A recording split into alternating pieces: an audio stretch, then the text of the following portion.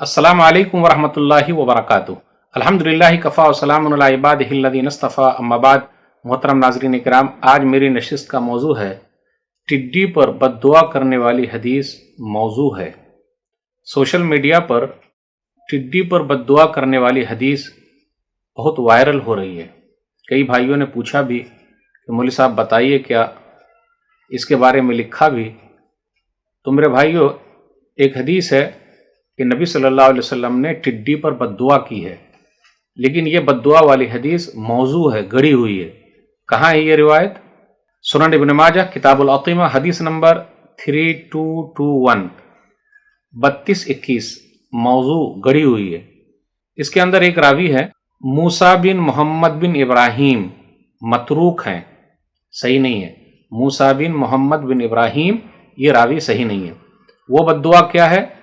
آئیے ذرا دیکھیں، حدیث میں ہے اللہم اہلک الجراد اقتل کبارہ واہلک صغارہ وافسد بیضہ واقطع دابرہ وخذ بافواہہم عن معاشنا وارزاقنا انک سمیع الدعاء۔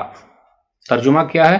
اے اللہ، تو ٹڈی کو ہلاک کر دے، اس کے بڑے کو تو مار دے، اس کے چھوٹے کو تو تباہ کر دے، اور اس کے بیضے کو تو خراب کر دے، اور جڑ سے اس کا خاتمہ کر دے، اور ہمارے معاش اور روزی کو تباہ کرنے سے ان کے منہ کو روک لے، بے شک تو دعاؤں کا سننے والا ہے۔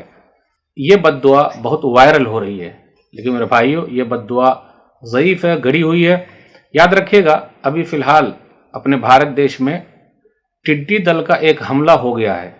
وہ اس طریقے سے آپ دیکھتے چلے، مہاراشٹر میں، گجرات میں، مدھیہ پردیش میں، راجستھان میں، یو پی کے اندر، اور بڑھتا بھی جا رہا، آندھرا وغیرہ میں بھی ٹڈی کا حملہ بڑھتا جا رہا ہے۔ ٹڈی کے بارے میں ہم جانتے ہیں، قرآن کریم میں بھی اس کا ذکر ہے کہ کل قیامت کے دن لوگ ٹڈی کی طرح قبروں سے نکلیں گے۔ ٹڈی بھی مٹی سے نکلتی ہے اور دھیرے دھیرے کرتے کرتے وہ پھیل جاتی ہے اور ہر چیز کو نقصان میں ڈال دیتی ہے۔ اللہ کے لشکروں میں سے ایک لشکر ہے، اس لیے دعا کرتے رہیں کہ اللہ جن لوگوں کا تباہ ہو گیا اس کی تو بھرپائی کر دے۔ تو میرے بھائیوں، بد دعا والی جو حدیث ہے وہ موضوع ہے، گڑی ہوئی ہے۔ اللہ کے واسطے اس کو نہیں پھیلائیے، یہ حدیث نہیں ہے۔ جو چیز صحیح ہے لوگوں کو جانکاری دیجیے۔ میں لوگوں سے بھی کہتا ہوں، آپ علماء سے تحقیق کیجیے، جڑ کے رہیے۔ اللہ ہم سب کو صحیح کتاب و سنت پر چلنے کی توفیق دے۔ اللہ بدعت و خرافات سے دور رکھے، آمین۔ والسلام علیکم ورحمۃ اللہ وبرکاتہ۔